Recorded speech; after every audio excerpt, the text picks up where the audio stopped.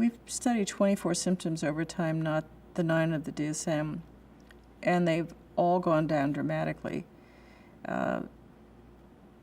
The affective symptoms are the stickiest. They stay around the longest. They're the least likely to remit. But impulsivity goes down very dramatically. It's the most likely to remit, followed by some cognitive and interpersonal symptoms. And in fact, there are 2 types of symptoms for borderline patients. Acute symptoms, the most dramatic symptoms of BPD, self-harm, suicide attempts. They remit rapidly. They're very specific to BPD.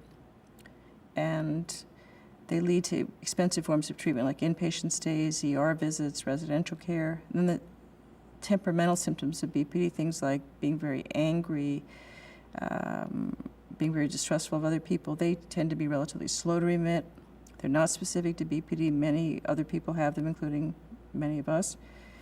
And they're the symptoms that get in the way of psychosocial functioning.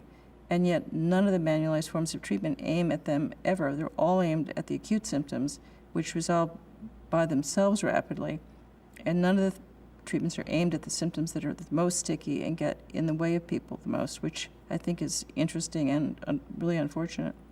Yeah, so I mean, is that because, is there a treatment that you think could do it, could hit that? We're in the process of trying to come up with one. But it's going to be hard because it basically says you can't change someone's temperament, but you can teach them ways to get around it.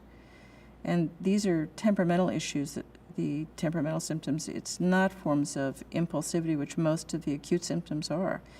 And they're not life-threatening. You can have a very dutiful patient who's not in the hospital, hasn't been in the hospital for years, but they're not moving forward because they're very dependent, and also they're very anxious, and they're used to avoiding anxiety, so they've learned to back up when they're nervous. They make very good patients. They just don't move forward in their own lives in the way that they themselves would like.